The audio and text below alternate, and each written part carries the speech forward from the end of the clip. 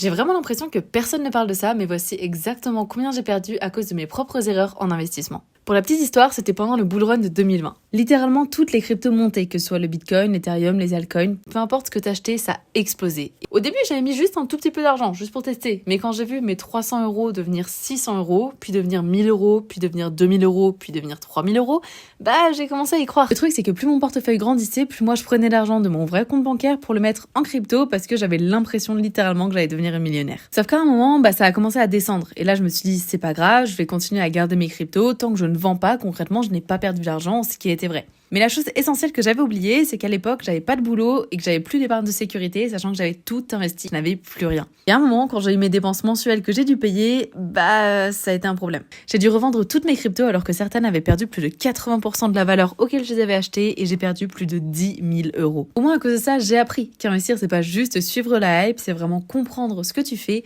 avoir un plan, une épargne de sécurité et ne jamais investir ce dont tu auras besoin pour vivre. N'hésite pas à liker cette vidéo et à t'abonner.